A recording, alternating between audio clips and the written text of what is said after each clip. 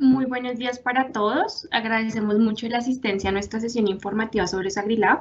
A partir de este momento ya se encuentra habilitado nuestro chat, así que pueden ir dejándonos sus preguntas para ir dando respuesta a medida que se vaya desarrollando la sesión. Bueno, hoy nos estará acompañando la doctora Edith Gómez, es socia de Parques Randall Colombia, contadora pública, con amplio conocimiento y experiencia en la aplicación de normas internacionales de auditoría NIAS basadas en riesgos de negocio, normas internacionales para auditores internos, normas internacionales de reporte de información financiera y de marcos internacionales de sistemas de control interno como COSO, certificado de reconocimiento internacional en presentación de información financiera internacional y de auditoría internacional NIAS por ACA, experiencia en dirección de proyectos de aseguramiento, de auditoría interna, de revisoría fiscal en entidades vigiladas por la Superintendencia Financiera de Colombia y entidades del sector real. Experiencia en dirección y evaluación de proyectos relacionados con sistemas de administración de riesgos operativos SARO, sistemas de administración de riesgos de crédito SARS, sistema de administración de riesgos de prevención de lavado de activos y financiamiento del terrorismo. Nuevamente les agradecemos a todos por la asistencia y ya vamos a dar paso, pues digamos que a la sesión. Entonces, la doctora Vida en este momento ya va a tener activa su cámara para que los pueda saludar. Listo. Bueno, muy buenos días para todos. ¿Ya está activa? Sí, señora, ya puedes proceder. Ok. ¿Y ya se está viendo la presentación, la Mónica? Perdona. No, señora, todavía no. Ah, ok. Si Tú me la quieres, activas. saludamos y ya posteriormente colocamos la presentación. Ah, ok, listo. Bueno, muy buenos días para todos. Muchísimas gracias por asistir, por aceptar esta invitación. Sabemos que este día de hoy es particularmente complejo para algunos por la fecha. Seguramente algunos están con temas de asambleas o sus juntas directivas, bueno, dependiendo de la clase de organización que sean. Entonces, sabemos que hoy es un día un poquito atareado para algunos. Y la idea es hacer de este espacio más un conversatorio y compartir esta nueva regulación, estos cambios que recientemente salieron. Voy a compartir un poquito, porque ahora con lo que hablaron de mi experiencia, fundamentalmente se mencionó el tema de las normas internacionales y las normas de auditoría, normas internacionales contables. Voy a hacer un poquito de historia.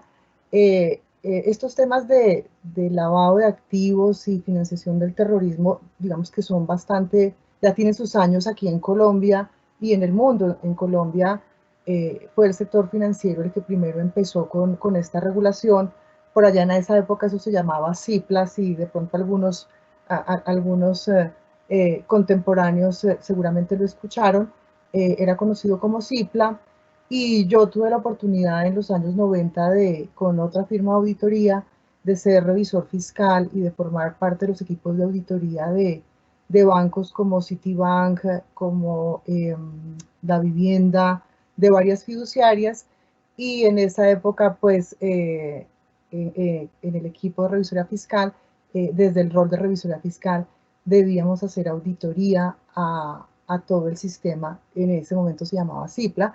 Entonces, digamos que desde esa época tengo acercamiento con todas estas normas y recientemente, digamos, que hemos asesorado a algunas entidades del sector salud, fundamentalmente en temas de estos sistemas que cada superintendencia pues le ha puesto el nombre, la sigla parecida o el nombre parecido, pero finalmente en esencia lo que se busca es muy parecido, pues con unos requisitos particulares en cada entidad. Entonces, bueno, muchísimas gracias y también esperando que todos pues se encuentren muy bien de salud ante todo y bueno, vamos a aprovechar este espacio. Listo, Bonnie, entonces si quieres podemos poner la presentación. Claro que sí, un segundo, por favor. Listo. Ok, ahí ya se ve full. Sí, señora, ya todos podemos ver. Ok, listo. Bueno, entonces el objetivo es compartir con ustedes esta norma que salió recientemente para Navidad, y para Navidad porque justo la fecha de esta circular 16 es del 24 de diciembre del 2020, cuando la expidió la Superintendencia de Sociedades. Y en realidad es el paso que hay, como lo indica aquí esta flecha, pasar de esto que es como impronunciable para mí, pero del Sarlaft al Sarrilaft, o como cada uno lo quiera pronunciar mejor. Y eso es lo que vamos a compartir un poco en este espacio. Perdón.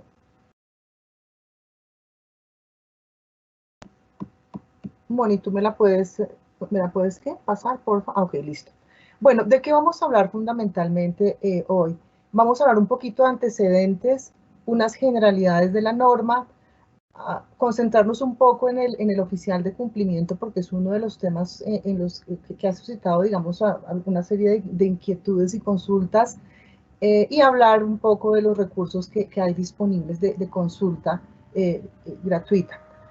Entonces, en materia de los antecedentes, más allá de las, digamos que de las normas, este es un tema lleno de siglas, ¿no? Que OFAC, ROS, PEPS, AML, LAF, GAFI, y bueno, eso solo aquí por traer algunas de las siglas que en este tema se manejan. Esas siglas, la norma tiene un glosario al inicio, la circular externa tiene un glosario al inicio donde se mencionan sí, todas estas siglas. Sin embargo, voy a hacer aquí un recorderis muy rápido. Entonces, ROS, por ejemplo, es el reporte de operaciones sospechosas. Pues, LAF es lavado de activos y financiación del terrorismo.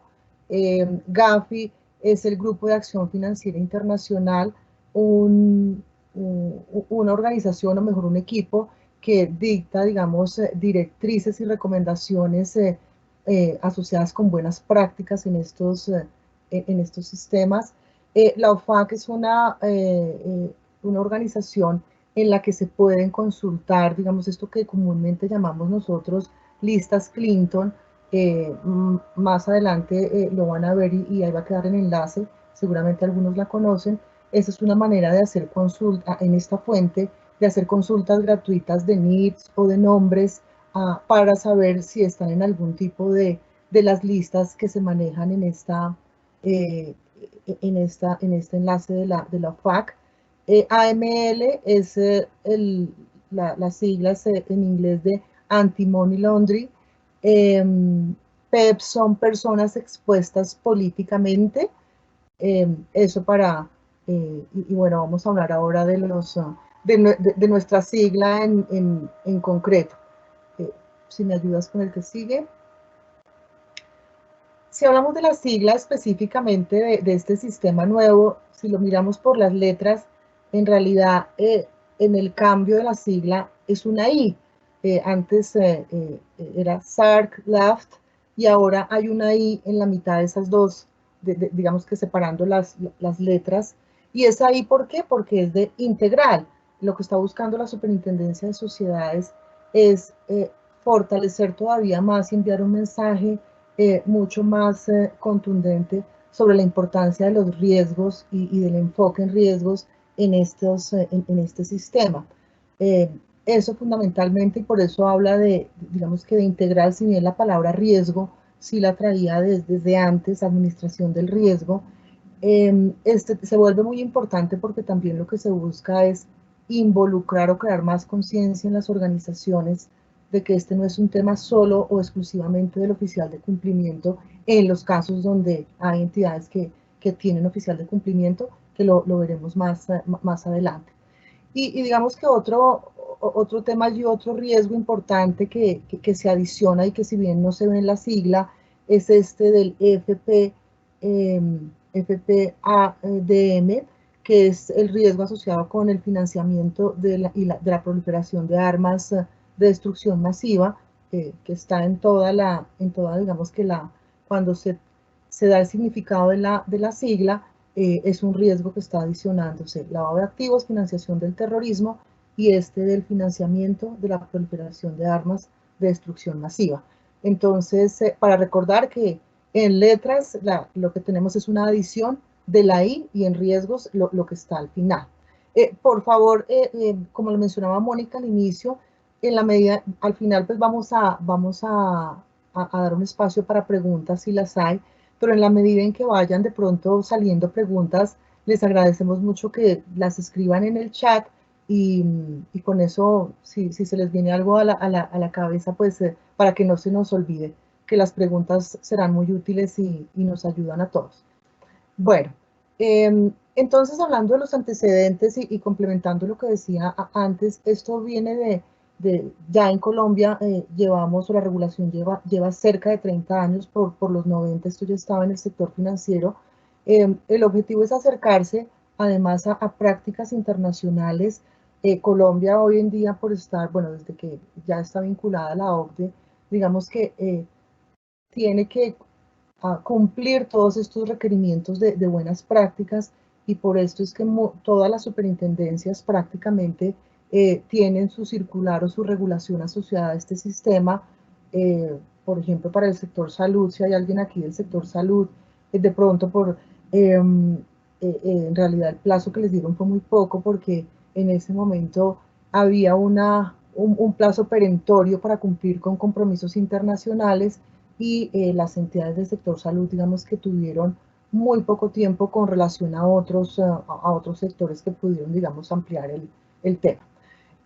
Hoy esta circular pues es fundamentalmente la Superintendencia de Sociedades y por lo tanto está dirigida a sociedades comerciales que están bajo la sombrilla o bajo la vigilancia de la Superintendencia de Sociedades. Como ustedes saben, pueden existir entidades que por la razón de su actividad tienen una regulación directa a supertransportes, a pesar de ser sociedades comerciales, digamos que puras, tienen su objeto social, los liga a otra superintendencia y entonces pues están bajo la vigilancia de otra superintendencia, como puede ser el caso de una entidad de servicios de transporte.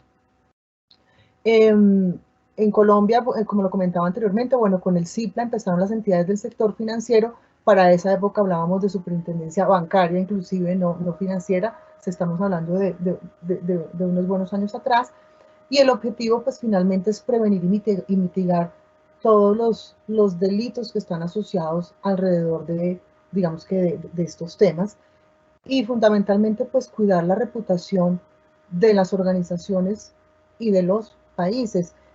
Si nosotros entramos por internet y por Google y buscamos entidades sancionadas en el mundo y digamos que en Colombia, y usualmente eso no lo publican tanto porque obviamente no es una noticia que nadie quiera difundir por el daño que ocasiona, pero ha habido en Europa particularmente y en los Estados Unidos también entidades sancionadas fuertemente con multas en dinero muy fuertes por no cumplir con los temas asociados a la administración de estos riesgos.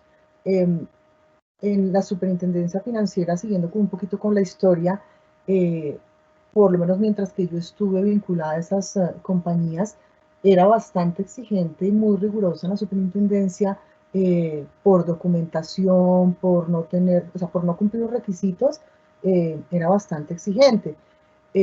Una entidad bancaria de las grandes que puede manejar, por ejemplo, 1 millón de cuentas de ahorros, tener toda la información asociada al conocimiento de sus ahorradores, pues obviamente eso demanda tiempo, recursos, claramente tecnología, porque en esos volúmenes pues debe usarse la tecnología primordialmente. Y bueno, o sea, una sanción de esta naturaleza, más allá del dinero, que obviamente es relevante, el tema de la imagen y la reputación, pues es algo que es tan valioso que no se puede medir y obviamente el daño que ocasiona a las organizaciones es muy fuerte. Por eso es un tema pues de mucho cuidado y atención. Aquí no les hablo de regulaciones como tal porque digamos que no es el objeto, pero hay mucha regulación internacional y si ustedes en la circular, en la parte inicial, ahí van a ver que se hace mención a todos estos convenios internacionales de los que nos hemos ido, digamos, pegando para construir las normas que están en Colombia. Listo. Entonces, empezando ya a hablar en materia dentro de los cambios fuertes que hubo en la, si pasas a la siguiente, por favor, en los cambios fuertes que hubo en esta regulación fue todo el tema de que se amplió el número de entidades que tienen que tener que tienen que aplicar esta regulación a un espectro pues muy grande, hablando de manera general, antes teníamos unos límites de 160.000 salarios mínimos legales de ingresos. Hoy en día esa regla general pasó a 40.000, y digo la regla general porque ya hay unas particularidades. Entonces esa fue la primera gran cosa que cambió fundamentalmente, y por eso hoy hay muchas organizaciones pues buscando apoyo en este sentido, y inclusive definiendo si están o no están dentro de alguno de esos grupos que, que a los que le llegó esta norma, dado ese bajo, el nivel de ingresos y de activos que bajó sustancialmente, de 160.000 salarios mínimos a 40.000. Bueno, y devolviéndome un poquito con todo el tema del riesgo reputacional, que es el más fuerte que mencionaba, pues todo este tema tiene un sinnúmero de riesgos asociados allí, todo el tema del riesgo legal, el riesgo operativo, el riesgo de contagio es asociado a que cómo al interactuar de pronto con alguien que tenga problemas o situaciones asociadas con estos riesgos, las organizaciones pueden resultar muy afectadas y contagiarse por esa vía, y al final pues resultar muy afectadas por esto. Por eso se habla de riesgo de contagio, riesgo inherente, riesgo residual, que lo veremos más adelante. Y pues toda esta regulación se ha hecho mucho énfasis en que es sancionada por la superintendencia por no atenderla o su no cumplimiento, y deposita además en los representantes legales digamos que una responsabilidad y unas funciones bastante fuertes. Siguiendo con si me ayudas con la siguiente, otro de los grandes cambios que hubo es el tema de indicar, digamos, agrupar, o mejor, segmentar en dos grandes grupos de entidades o se habla de dos regímenes. Un régimen, el del SAR-RILAF para las entidades que yo las he llamado grandes, y un régimen de medidas mínimas para entidades, digamos que pequeñas y que cumplen ciertas particularidades. Antes solo teníamos un gran sistema. Hoy tenemos digamos que dos caminos, dependiendo de la clase de entidad que sea, que lo veremos más adelante. También esto lo que busca la superintendencia es que no sea un tema exclusivo del oficial de cumplimiento, como lo mencioné anteriormente, porque para que estos sistemas funcionen en realidad requieren de la interacción y la integración de áreas diversas en las organizaciones, de las áreas de compras, de las áreas de recursos humanos, de las áreas de servicio al cliente, o las áreas comerciales, o como se llaman en las diferentes organizaciones. Entonces, en realidad, en el origen de los riesgos y de las transacciones es donde se necesita también una participación muy fuerte de las personas. El oficial de cumplimiento, en los casos en que hay oficial de cumplimiento, digamos que es un coordinador, y la misma norma lo llama un auditor del sistema, y hace monitoreo, pero en mucho detalle son otras áreas las que participan aportando los controles y ejecutando los controles que el sistema necesita. Entonces, hablando de las entidades, entonces, si me ayudas con el siguiente, Moni. Entonces, ¿qué tenemos hoy día? Que pasamos de entidades de 160.000 a 40.000, como lo mencioné anteriormente, que eso en pesos de hoy estamos hablando de entidades que tienen 35.000 millones de ingresos de manera general, porque hay unos sectores especiales. Pero si en el año anterior, en el año 2019, una entidad vigilada por la Superintendencia de Sociedades tuvo activos o ingresos con una referencia de 40.000 salarios mínimos legales mensuales vigentes, o sea, estos 35.000 millones que se mencionan aquí, ya digamos que ese es un primer factor para decir que tiene que cumplir con el sistema y con el sistema de los requisitos más grandes, o sea, el sistema de las entidades grandes. Una entidad de ese nivel de ingresos o de activos, pues claramente no estaba y entró en el nuevo espectro. Entonces esa es como la primera gran medición, o la primera gran referencia. Entonces la pregunta es, ¿mi entidad tuvo ingresos o activos de esos niveles en el año 2020? Si tuvo ese nivel de ingresos, pues tendrá que aplicar el sistema y cumplir con los requisitos para el próximo 31 de mayo, que es la fecha que estableció la superintendencia. Si me ayudas con el siguiente. Y les decía que esa es digamos que uno de los parámetros generales, o sea, para las compañías que yo llamo grandes. Sin embargo, también hay otro grupo de entidades de sectores muy particulares donde la medida no son 40.000, sino 30.000 salarios mínimos. ¿Y cuáles son entidades son esas o cuáles sectores son esos? Son las entidades que pertenecen a agentes inmobiliarios, comercializadores de metales preciosos, entidades que prestan servicios jurídicos, entidades que prestan servicios contables y entidades que se dedican a la construcción de edificios y obras de ingeniería civil. Esas entidades entonces no se van por el tema de los 40.000, sino los 30.000 salarios mínimos legales. Entonces fíjense que ahí si una de las entidades que de estos 5 sectores que acabo de mencionar están dentro de los 30.000 en el año anterior de ingresos o de activos, tiene que aplicar el sistema. Entonces para estas 5 clases de entidades el tema se vuelve mucho más, digamos, entran un poco más de entidades en ese espectro. Otro grupo de entidades que tiene que aplicar el sistema grande o el sistema de mayor exigencia y de mayores requisitos son las entidades que la superintendencia llama de supervisión especial. Y allí hay entidades de administradoras de planes de autofinanciamiento comercial, entidades operadoras de libranza, que son sociedades comerciales pero que se dedican a esas actividades,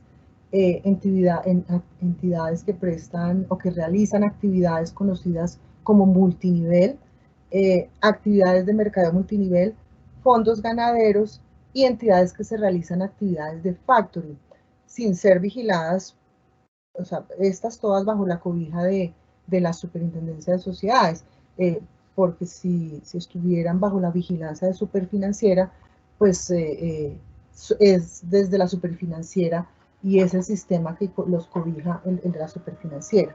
Entonces, estas entidades de supervisión especial, estos 5 grupos de entidades de supervisión especial, pues para ellas no hay un nivel de activos y un nivel de ingresos, no existe.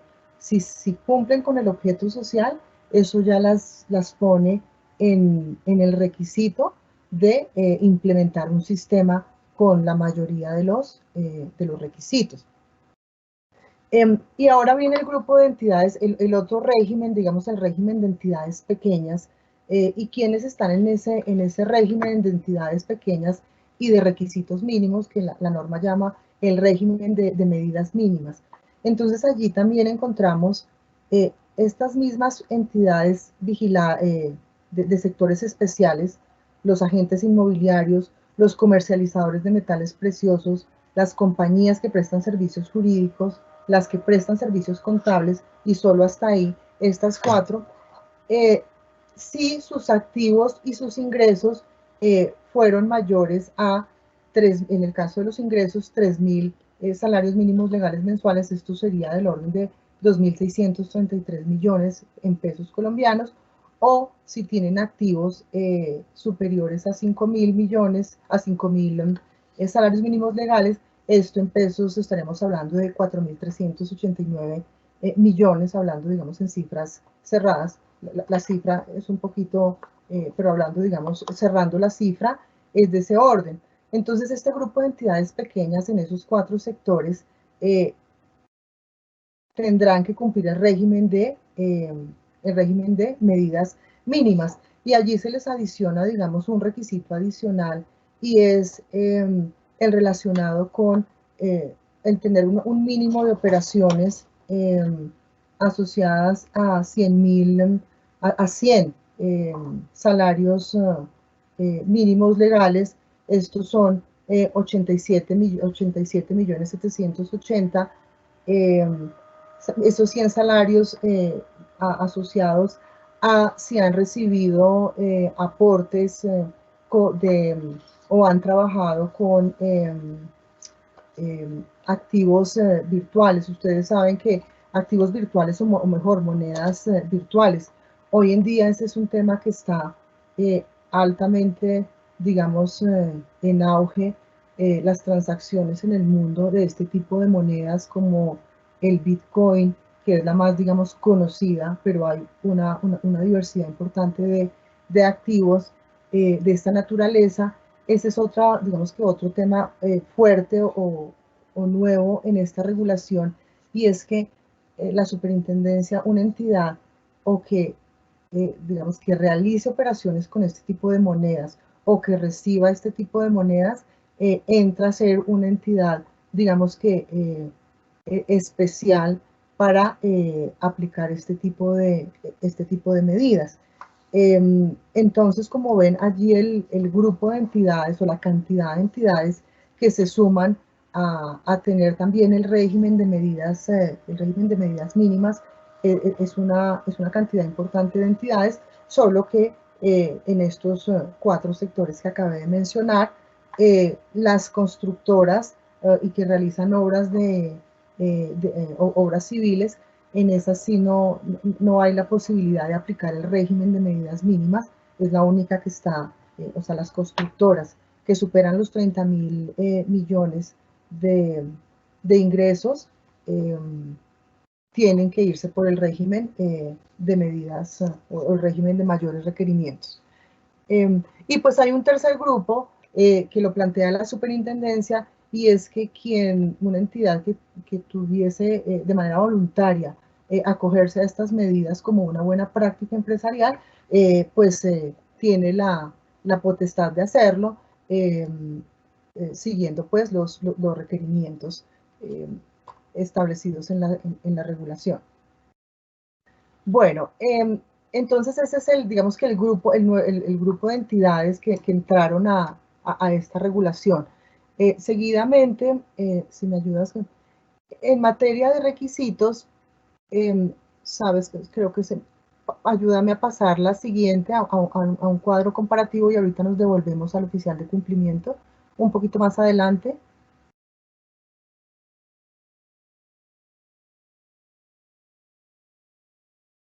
La siguiente, más adelante. Es que tal vez, creo que ahí, Moni, no tienes la presentación, creo que la que tiene el comparativo, tal vez no.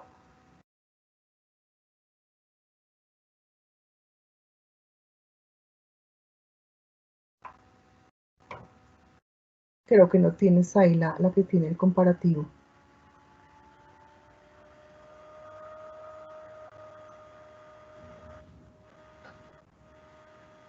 Puedes verlo en mi pantalla, Mónica. Excusas un momentito. La que yo tengo en mi pantalla.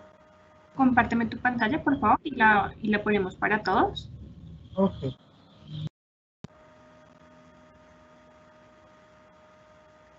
Listo.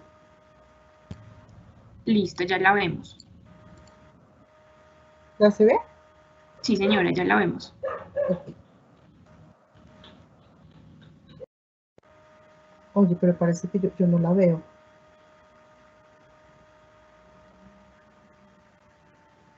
¿Ya se está viendo, Moni? Sí. Sí, señora, ya vemos tu pantalla, estamos viendo la presentación, el cuadrito comparativo. Okay. Por alguna razón no la veo yo, pero bueno, si ya la están viendo, entonces sobre esa. Bueno, entonces aquí lo que intentamos presentar es una comparación de lo que es este régimen de medidas mínimas y los requisitos que deben aplicar o que deben cumplir las entidades que hemos llamado grandes. Si miramos los literales asociados con el régimen de medidas mínimas, en la norma se observan 12 literales. Aquí en lo que está desarrollado ustedes van a ver 14, porque hicimos una separación en materia del reporte, el reporte a la UIAF y ya les comento el otro. Entonces, el régimen de medidas mínimas fundamentalmente en qué se centra. Primero que recae todo, el rol principal está en cabeza del representante legal, y el representante legal entonces es el responsable de divulgar, de capacitar, de instruir al personal como mínimo una vez al año sobre los temas de las medidas mínimas que se vayan a adoptar en la entidad. Se deben definir unas medidas para identificar las contrapartes con las que se actúa. ¿Y qué es esto de las contrapartes? En materia de estos sistemas, en realidad quienes son generadores de riesgo de este tipo de riesgos para las organizaciones que puedan ser usadas para el lavado de activos, hablando de manera general, digamos que hay 4 grandes, digamos que, actores aquí. ¿Y cuáles son esos 4 grandes actores? Los clientes, los proveedores de servicios o productos en general, los empleados o colaboradores de las organizaciones y los socios de las entidades. Esas 4, digamos que esos cuatro actores son muy importantes y sobre ellos gira, digamos que son las contrapartes con las que típicamente interactúa una organización indistintamente digamos que de la clase de organización que sea. Todas las organizaciones necesitan proveedores de servicios y productos. Todas las organizaciones necesitan unos clientes o unos terceros a los que les ofrecen sus servicios. Tienen colaboradores y pues además tienen accionistas, socios o dependiendo de la clase de organización que sea, pero o fundadores, pero en el caso de las sociedades comerciales pues estamos hablando de socios o de accionistas, digamos que de manera general. Entonces esos 4 grandes actores es muy importante en las que tienen el régimen de medidas mínimas que se identifiquen las contrapartes. Es decir, y pongo un ejemplo, si tengo proveedores, soy de las entidades pequeñas, soy una agencia inmobiliaria de las pequeñas, pues seguramente tengo una cantidad importante de proveedores. Tengo que tenerlos claramente identificados.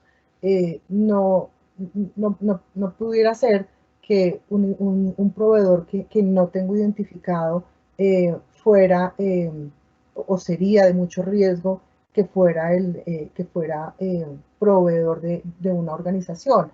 Entonces, aquí se hace mucho énfasis en identificar a las contrapartes, y es el verbo concreto que se utiliza.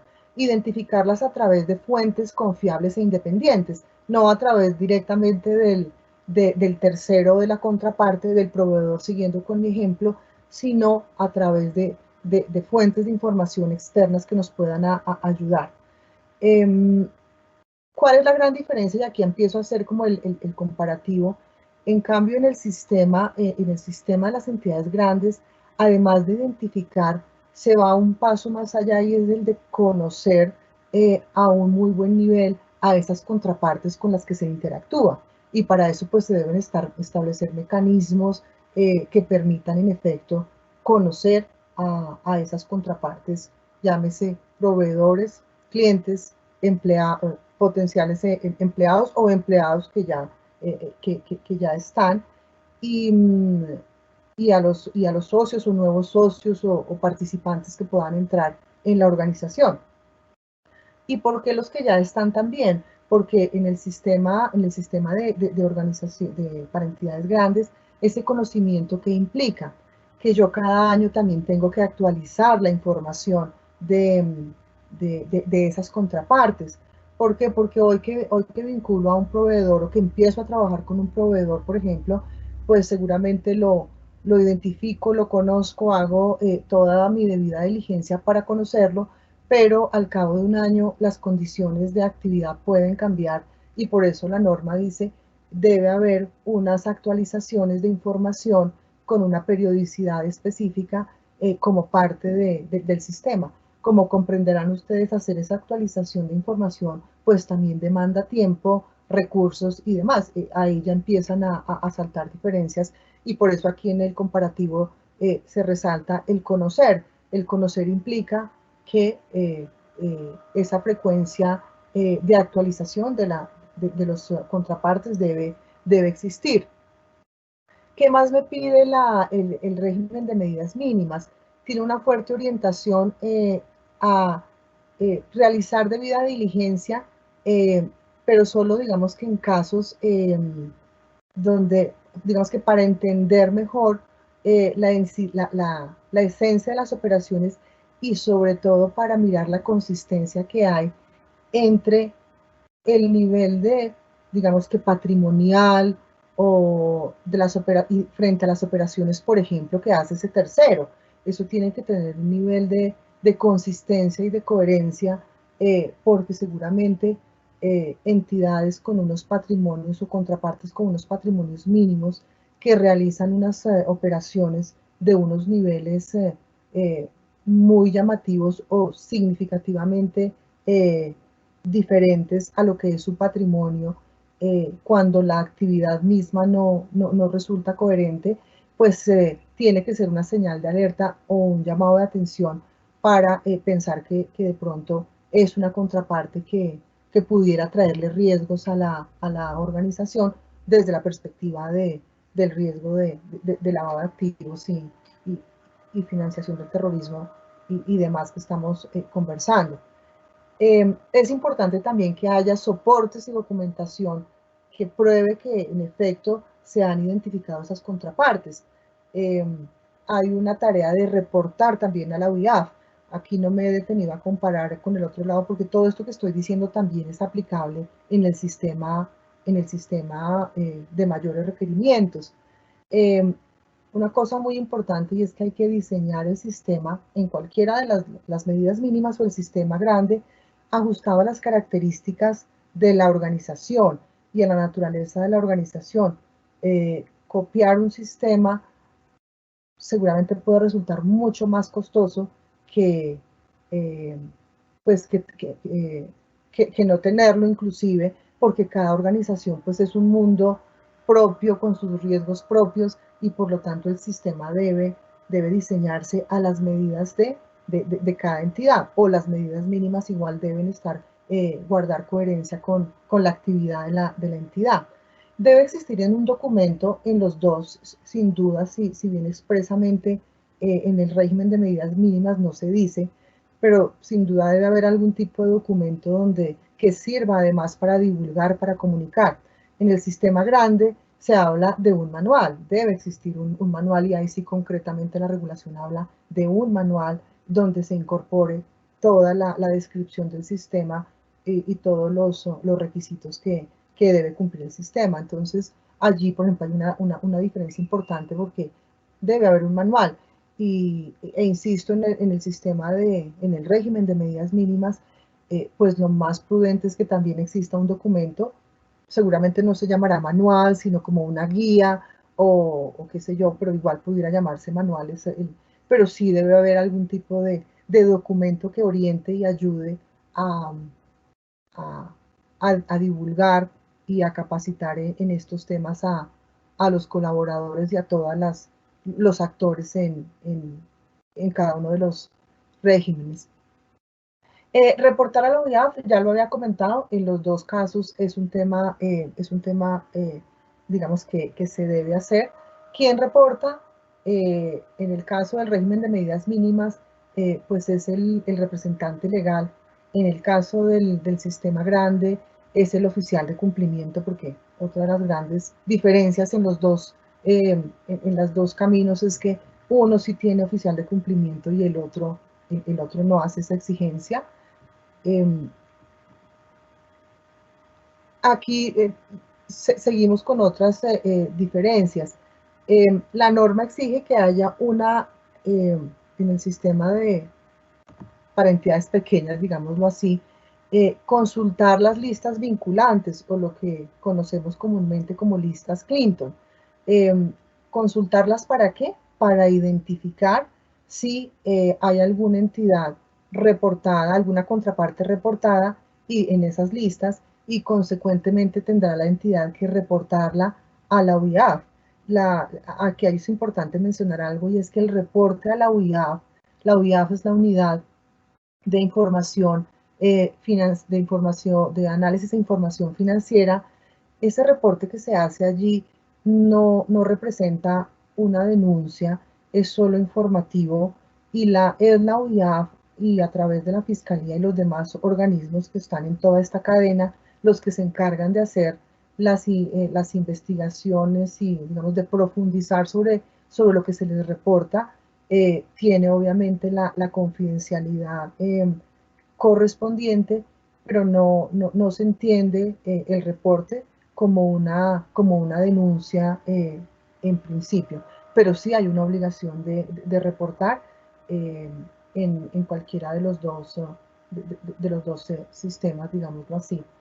Hay una obligación también de monitorear y adoptar medidas para definir qué es inusual y qué es sospechoso, asociado con las contrapartes. Por ejemplo, ¿qué podría ser inusual en un proveedor? Si tengo un proveedor de una materia prima que es importante para la operación de mi empresa, de mis procesos, y, y resulta que baja los precios de una manera significativa, pero sin embargo ese bajonazo de precios en realidad lo tiene todo el sector. O sea, es algo inusual, pero que lo tienen todos. Pero si mi proveedor es el único que tiene esos precios tan bajos, cuando inclusive los otros pueden estar con tendencia al alza, seguramente si allí no hay una explicación razonable de por qué un proveedor me vende tan barato algo que en el mercado se vende a unos precios mucho mayores, eso seguramente puede tornarse o tener el tinte de sospechoso con los debidos análisis que haya que hacer.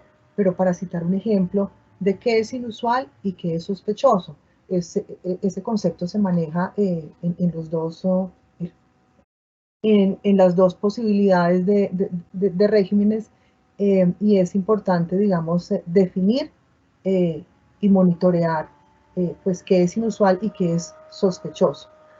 Reportar a la UIAF el ROS, que el ROS, reporte de operaciones sospechosas, existe en ambos lados de la balanza. Hay que hacer un registro del representante legal en el CIREL. CIREL es el sistema de información que maneja la UIAF para el reporte de información y registro de información, y pues dar respuesta oportuna a los requerimientos que puedan surgir. Esto claramente pues en ambos lados es aplicable. De aquí en adelante es donde vienen ya unas diferencias muy importantes en lo que es el sistema grande y el sistema que demanda pues muchos más recursos, tiempo y participación pues también de muchas más personas dentro de las organizaciones. En primera instancia debe haber unas reglas de conducta que orienten la actuación. Seguramente allí lo más apropiado, y muchas de las entidades tendrán códigos de conducta allí. Es muy importante intentar hacer esa asociación, pero de no existir códigos de conducta, pues seguramente será el momento para poder, digamos que con este requerimiento, sumar y tener, por ejemplo, un código de ética en la organización. Definir unas políticas para direccionar el sistema. Debe haber unas políticas claramente definidas. Aquí se establece una estructura de roles, funciones y responsabilidades, donde hay unos roles y unas funciones para el representante legal, para la junta directiva, en los casos en que hay junta directiva, porque digamos que muchas sociedades comerciales, por ejemplo las SAS, no tienen la obligación de tenerla, salvo que por sus estatutos así lo hayan definido. El oficial de cumplimiento, o se es el oficial de cumplimiento, que es una figura que que en este sistema de empresas grandes sí es obligatorio el auditor interno en las entidades que en efecto lo viese. En Colombia no es obligatorio tener auditor interno, por lo menos no para las sociedades comerciales. Otras sociedades sí tienen obligación de tener auditor interno, pero las sociedades comerciales no. Y al revisor fiscal también pues le asigna y unas, o expresamente dice, o recuerda mejor, algunas responsabilidades que tiene el revisor fiscal frente al sistema. Y hablando de la estructura y las funciones y las responsabilidades, entonces es importante, resalta la norma, cuando defina esas responsabilidades y esos roles, tiene que tener en cuenta que no vaya a haber incompatibilidades, que no vaya a haber conflictos de interés o que no vaya a haber inhabilidades en esas definiciones o en esas asignaciones que se van a hacer. Otro tema que menciona este sistema es segmentar factores de riesgo. ¿Y qué son factores de riesgo?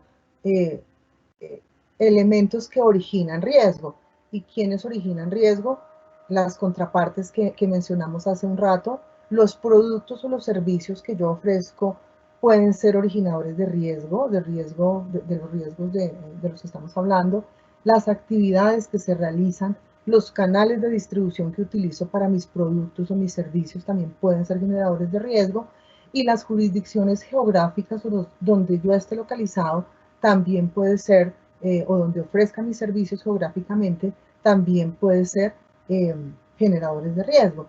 Y por eso estos factores de riesgo entran digamos que a poner más complejo el sistema, porque se exige hacer análisis de riesgo a nivel de los factores de los diferentes factores de riesgo que pueden tener una entidad, identificarlos, evaluarlos, medirlos y monitorearlos. Otro tema importante del que se habla es que hay 4 etapas que las acabo de mencionar. El sistema se debe desarrollar sobre 4 grandes etapas. ¿Cuáles son estas 4 grandes etapas? Identificar los riesgos, evaluarlos o medirlos, monitorearlos, controlarlos y monitorearlos. Digamos que ese es un círculo coincide mucho digamos que con los círculos en general de calidad, y esto es lo que pretende el sistema, que esas etapas funcionen de manera circular en busca de mejora del sistema y con el propósito obviamente que persigue. Exige que se tenga entonces una matriz de riesgos donde se pueda evaluar y medir el riesgo inherente y el riesgo residual, entendido el riesgo inherente como el riesgo que tengo o que tienen las organizaciones sin tener en cuenta ningún control, y después cuando intervienen los controles, cuando se analizan y miden los controles y se valoran, entonces ya me queda un riesgo restante o residual, que son 2 riesgos que claramente tengo que tener medidos. Tengo que tener un perfil de riesgo inherente y un perfil de riesgo residual. Y en este sistema exige que lo monitoree, que lo calibre. ¿Y por qué? Porque las condiciones también cambian. Una cosa es mi perfil de riesgo en un momento dado, pero con la evolución de las actividades, los cambios de las contrapartes, o por nuevos negocios, por nuevas ubicaciones geográficas, pues las condiciones pueden cambiar y consecuentemente mis riesgos pueden cambiar, mi vulnerabilidad a los riesgos asociados con el sistema pueden cambiar. Por eso la norma dice hay que revisarlos dice periódicamente, no dice digamos que no dice cada cuánto, pero sí habla de ese monitoreo y de calibrar el perfil de riesgo inherente y riesgo residual, porque las condiciones son cambiantes. Aquí también se habla de una sigla que mencionamos al comienzo, y son las personas expuestas políticamente, e inclusive hay una clasificación pues más detallada que no voy a entrar en ese nivel. Sin embargo, ¿qué pasa con estas personas? Pues que son generadoras de mayor riesgo, y entonces en razón a sus actividades, entonces pues la norma de manera general exige que frente a estas personas debe haber una identificación y consecuentemente un conocimiento más profundo de lo que es esa persona y sus actividades. Allí entra un tema de debida diligencia ampliada ampliada o intensificada, perdón, pero es un sinónimo, pero el término específico que utiliza la norma es debida diligencia simple, intensificada. Se deben definir señales de alerta ¿para qué? Lo que mencionaba, por ejemplo, anteriormente en el caso de los precios de un proveedor que fueran sustancialmente bajos con relación a lo que ofrece el mercado en similares condiciones. Un tema muy importante, el oficial de cumplimiento. Es obligatorio tener un oficial de cumplimiento y en materia de suplentes sí lo maneja como una opción. Dice, ese sí no es un debe, dice, es posible que se defina un oficial de cumplimiento. ¿Qué es lo novedoso aquí en materia de los oficiales de cumplimiento? Y es que hasta antes de la norma del 24 de diciembre no se podía tercerizar el oficial de cumplimiento. Ahora, entre los grandes cambios, se puede tercerizar el servicio del oficial de cumplimiento o el rol con el lleno, claro, de unos requisitos específicos y si es interno, igualmente tiene que cumplir unos requisitos que ya hablaremos un poquito más adelante del tema, porque como les mencionaba al inicio, es de los temas que ha generado de alguna manera como mayores preguntas o inquietudes, porque surgen las organizaciones, bueno, ¿y quién va a ser el oficial de cumplimiento? ¿A quién le ponemos esa tarea? Entonces, digamos que empieza a mirarse muchos roles y hay algunos que claramente sí son incompatibles y expresamente la norma lo ha dicho. Ya lo veremos más adelante. También se habla de unas medidas operativas, económicas, físicas y tecnológicas que la junta directiva, cuando existe, o el representante legal, deben asegurarse de que existan para que el oficial de cumplimiento ejecute su labor. Esto, como ven, implica pues finalmente una asignación presupuestal, porque finalmente todo, tener la infraestructura física que necesite o el software que se pueda necesitar, equipo de trabajo si es que necesitara personas adicionales el oficial de cumplimiento o apoyo adicional, pues eso finalmente termina siendo adquirido con recursos económicos o de tiempo que terminan finalmente teniendo un valor económico. Por lo tanto, pues estos son finalmente costos para las organizaciones. Entonces, como ven, no está el detalle de todos, pero sí los más grandes diferencias que hay entre uno y otro sistema o uno y otro requerimiento mejor.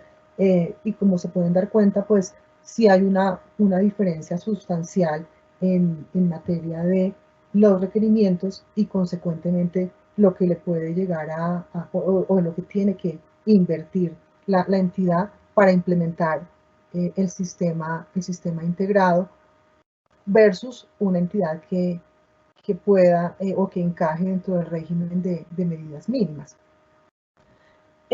Bueno, no sé si hasta aquí, Mónica, de pronto habrá alguna pregunta o algo antes de entrar con el oficial de cumplimiento. Bueno, pues aquí sí tenemos dos preguntas. Sí. La primera dice, ¿cuáles son los cambios a implementar en las entidades con lo nuevo sobre el financiamiento de la proliferación de armas y destrucción masiva? ¿Me repites, porfa? ¿Cuáles? ¿Cuáles son los cambios a implementar en las entidades con lo nuevo sobre el financiamiento de la proliferación de armas y destrucción masiva? Pues digamos que la circular no habla de una, ¿qué? De una, digamos que de unas actuaciones en particular.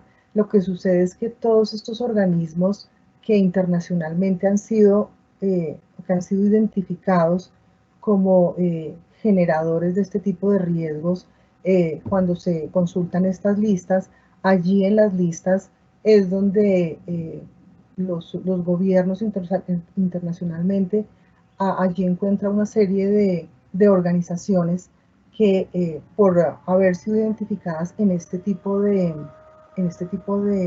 de actividades, pues sin duda el consultar en estas listas restrictivas o conocidas como listas Clinton, pues será uno de los mecanismos que sirva para qué, pues para identificar este tipo de situaciones. Digamos que ese es pero la norma no habla específicamente de, de un procedimiento en particular. Finalmente todo confluye en que hay que conocer muy bien a la contraparte, las fuentes de información por las que se conozca la contraparte tienen que ser confiables, debe haber procedimientos de confirmación además de estas fuentes para asegurar que la compañía o que las organizaciones no interactúan con este tipo de contrapartes pues que tengan este tipo de actividades. En realidad ese es ¿qué?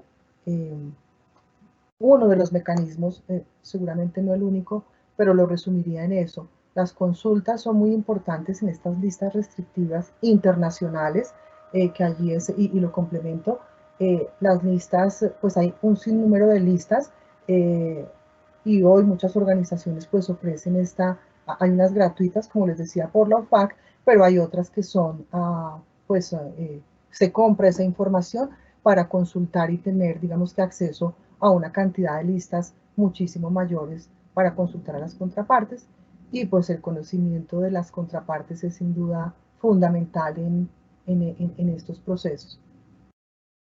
Espero haber respondido la pregunta. ¿Cuál otra tienes allí, Moni? Sí, mira, Guillermo nos pregunta, ¿hay alguna entidad en donde uno se pueda certificar para desempeñarse en esta área o no es indispensable? Muy buena pregunta, Guillermo. Guillermo, sí. En realidad, la norma, y te anticipaste de lo que vamos a ver, pero aprovecho ¿qué dice la norma? Quien sea oficial de cumplimiento tiene que como mínimo tener 6 meses de experiencia en un rol similar de oficial de cumplimiento. Esto lo dice expresamente la norma. Y de otro lado tiene que tener una capacitación en temas de riesgos a nivel de diplomado. Digamos que la norma no habla específicamente, tiene que ser una especialización o un diplomado, pero sí dice que tiene que acreditar estudios en riesgos. Entonces, esos son dos requisitos muy importantes. El de la acreditación de estudios a nivel de diplomado, especialización, maestría, y el de la experiencia, que creo que el de la experiencia cobra una relevancia pues muy importante porque habla de 6 meses como mínimo de experiencia. Entonces, hoy hay muchas organizaciones, universidades que ofrecen diplomados focalizados a los temas de riesgo. Una de las ayudas o de fuentes de información que se las tenemos ahí al final de la presentación, la UIAF tiene unos módulos de e-learning donde se puede, digamos que, hacer esa capacitación y ella le da pues un certificado si uno aprueba las evaluaciones que están en estos módulos de e-learning. Hay 2 módulos. Claro, no son certificaciones que puedan servir, digamos que porque pues son estudios, digamos, o capacitaciones gratuitas, pero en efecto nosotros, por ejemplo, las tenemos, las hicimos ya hace un buen tiempo porque son recursos que tiene la UIAF. En la página de la UIAF están esos recursos disponibles pues para hacerlos. Esa sería la manera de responder, Guillermo. Espero haber dado respuesta. ¿Alguna otra, Moni? No, señora, por el momento no tenemos más preguntas. Bueno, mil gracias. Entonces hablemos del oficial de cumplimiento. Entonces, primero es tal vez más sencillo decir quién no puede ser oficial de cumplimiento. Están viendo mi pantalla, ¿cierto, Moni? Sí, señora, estamos viendo. Ok. ¿Quién no puede ser oficial de cumplimiento? Pues expresamente la norma dice, el revisor fiscal no podría hacerlo porque, diciéndolo de manera muy coloquial, no puedo ser arte y parte en un proceso de estos o en un sistema de estos. El auditor interno, si existe en las organizaciones, tampoco se le puede asignar esa función. El representante legal, pues tampoco, porque él tiene otras responsabilidades en el sistema. Personas que formen parte de la administración. Y personas que formen parte de la administración, ahí viene, eso puede ser bastante, digamos que bastante polémico, porque ¿quién es la administración? Y entonces aquí los voy a remitir porque esto genera debate y no lo resolveríamos, pero sí es un tema a mirar con mucho cuidado, y aquí uno debe ayudarse de mirar inhabilidades, incompatibilidades o conflictos de interés que pudiera tener ese rol, si es que va a ser interno, con la razón de ser de este sistema. Eh, entonces, a la Superintendencia de Sociedades ya hay un documento publicado por la Superintendencia de preguntas frecuentes con relación a este sistema. Y justamente está esa pregunta, eh, ¿qué se entiende por administración? Y en realidad la respuesta que da la Superintendencia pues es referirse a lo que el Código de Comercio, en la Ley 222 del 95, dice que es administración, y entonces en realidad el tema queda muy genérico. Sin embargo, hay un concepto, lo que no tengo claro en este momento es si está publicado, pero a quienes estén participando es decir, y si es público, se los vamos a compartir, porque creo que es uno de los temas relevantes en materia de qué se entiende por administración, eh, o administradores en una organización, para que pues se pueda hacer esa asignación apropiadamente sin incurrir en alguna pues inhabilidad o incompatibilidad, mejor que estaría hablando más de incompatibilidad en ese caso. Personas que formen parte de los órganos sociales o de dirección de la entidad tampoco pueden ser oficiales de cumplimiento. Y aquí tenemos un comparativo entre lo que estaba antes de esta norma del 24 de diciembre y lo que es hoy día, los requisitos hoy día para el oficial de cumplimiento. Digamos que lo que está seleccionado en rojo, digamos que son los temas que precisó la norma, y aquí está resaltado el primer rojo que está resaltado allí, pues es el de los 6 meses de experiencia como oficial de cumplimiento, el acreditar conocimientos o estudios de cualquier nivel que sean verificables en materia de riesgos, o sea, sí debe tener la persona algún tipo eh, de diploma por los estudios que haya hecho, ¿no? Bien sea especialización, diplomado, al nivel que haya sido, y pues en un organismo, digamos que serio, y que acredite que la persona pues tuvo una intensidad horaria y aprobó seguramente las pruebas o la asistencia, que por ejemplo un diplomado usualmente no está asociado a la asistencia en unas horas mínimas establecidas para que le puedan dar la certificación, y pues ya de ahí en adelante especializaciones o maestrías en riesgo, pues obviamente por su nivel tienen como acreditarse también vía actas de grado, los diplomas, etc., y los registros en las instituciones educativas. No pertenecer a la administración, que lo acabamos de comentar, o los órganos sociales, ni a la auditoría, ni al control interno o externo.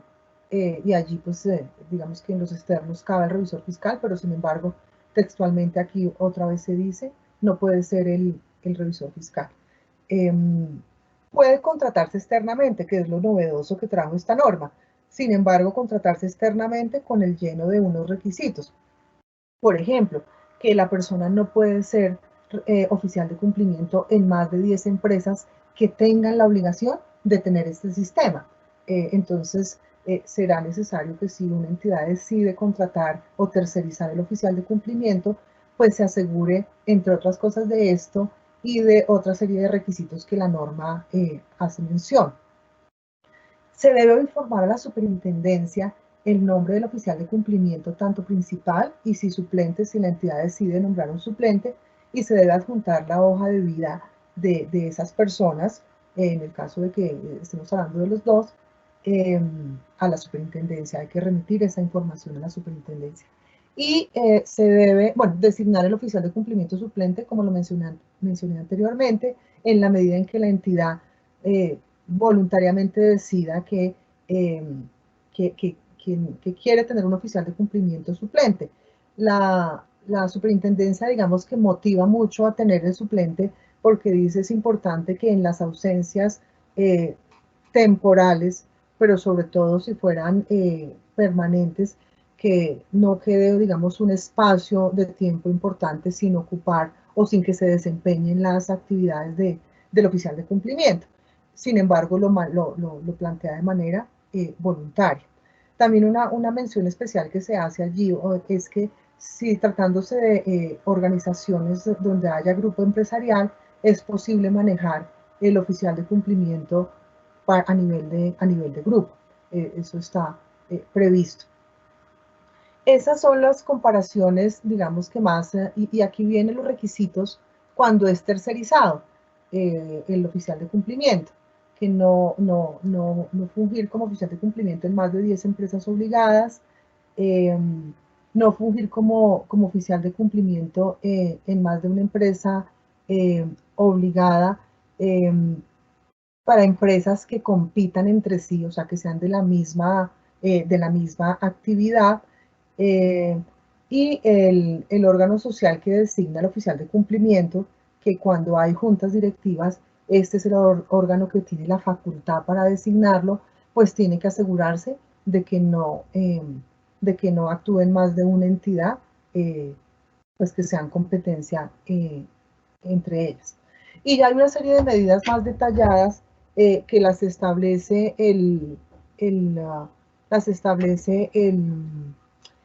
la sección numeral 531 de debida diligencia, donde se habla de la debida diligencia que se debe hacer ¿para qué? Para seleccionar o designar mejor un oficial de cumplimiento tercerizado.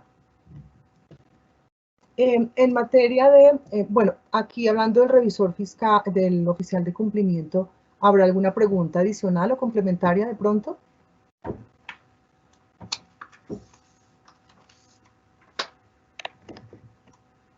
No, señora, por el momento no tenemos más preguntas. Listo.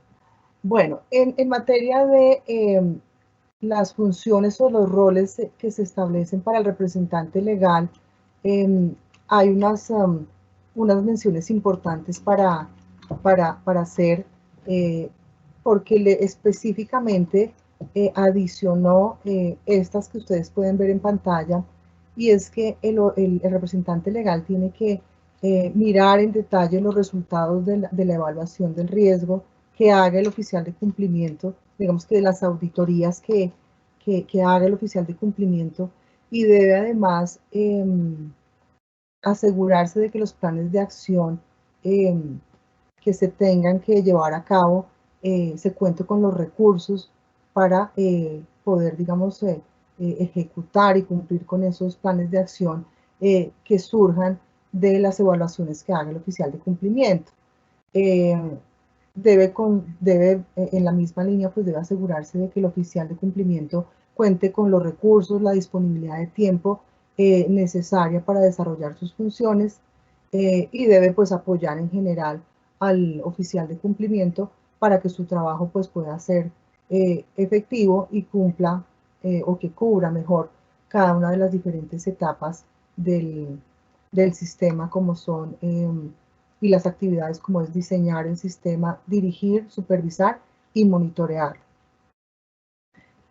En el caso de las juntas directivas, también, en el caso de las juntas directivas, también hace unos requerimientos adicionales, o mejor, señala unos requerimientos particulares, y es que indica que las juntas directivas deben aprobar la vinculación de una contraparte cuando ésta sea pública, expuesta políticamente, personas expuestas políticamente. Fíjense la responsabilidad que le asigna a la junta directiva cuando este rol existe. También le asigna la responsabilidad de establecer pautas para que se hagan auditorías del sistema y para valorar el nivel de cumplimiento y de efectividad. También pues verificar que el oficial de cumplimiento cuente con la disponibilidad y la capacidad pues necesaria para desarrollar sus funciones, y constatar que la empresa obligada y el oficial de cumplimiento y el representante legal desarrollen las actividades que expresamente se han designado en el capítulo 10 de la circular que estamos comentando. Ya en cuanto al régimen, en realidad esto que viene acá, el régimen de medidas mínimas, ya lo comentamos en el comparativo que hicimos. Como ven acá tenemos 12 literales, porque eso es lo que específicamente está señalado en el cuadro comparativo que hicimos. Incorporamos 14 porque lo que hicimos fue separar el tema de reporte, dejarlo en un literal separado, y el tema de consultar a las listas vinculantes. Hicimos esa separación, por eso allí ustedes verán una lista de 14 requerimientos, pero en realidad no es que haya uno adicional, sino que lo separamos en esa medida. Bueno, hasta aquí no sé si hay alguna pregunta adicional. No, señora, por el momento no.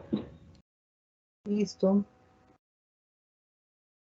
Bueno, en materia de recursos disponibles, digamos que hay una cantidad importante de información o de recursos en los que podemos apoyarnos.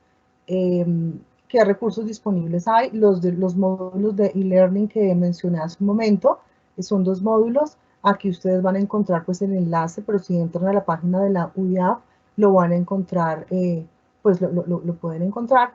Esto que está aquí es literal lo que dice la página, que estos cursos pues no corresponden a certificaciones oficiales de cumplimiento, ni certifican horas de capacitación, pero son muy útiles, digamos que para empezar a familiarizarse con toda la terminología y los temas del sistema.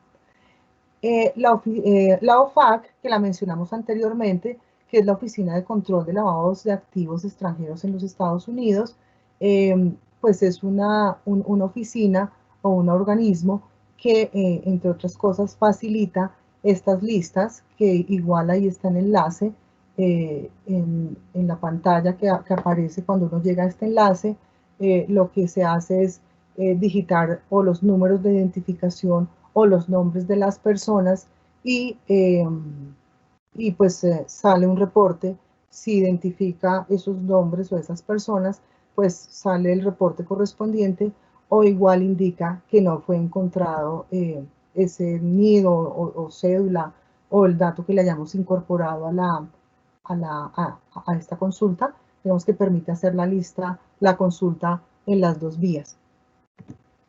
También hay otras publicaciones, se encuentran bastantes, algunas hechas en asocio con la embajada británica, por ejemplo, con otras embajadas, con los Estados Unidos también, con la Oficina de las Naciones Unidas contra la Droga y el Delito, y en realidad, digamos que hay un sinfín de publicaciones a las que hoy tenemos acceso, por fortuna, para sectores específicos. Para entidades sin ánimo de lucro también se encuentran este tipo de guías.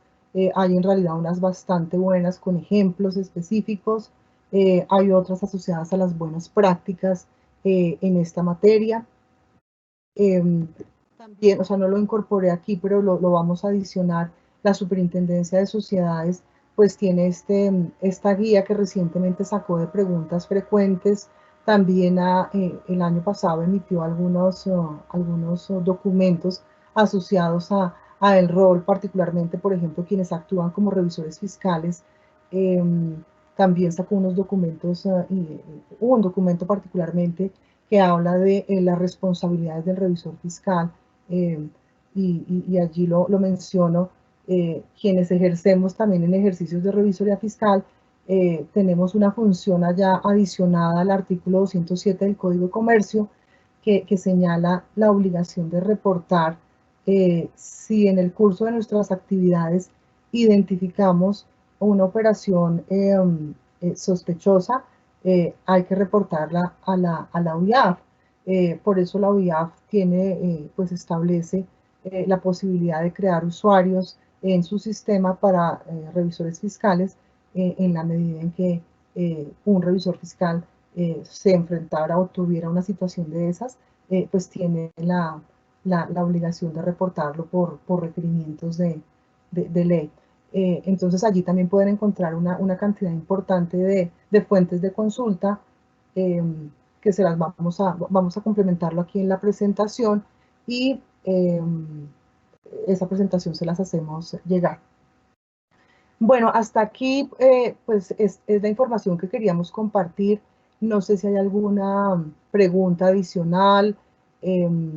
Quedamos pues atentos a sus preguntas. Esperamos pues que haya sido de utilidad el compartir esta información, que son generalidades. Igual nosotros podemos ayudarlos en la implementación del sistema, en el definir un régimen de medidas mínimas, bueno, la asesoría que puedan necesitar, pues aquí estamos a sus órdenes y no sé si en este momento hay alguna pregunta adicional que podamos contestar.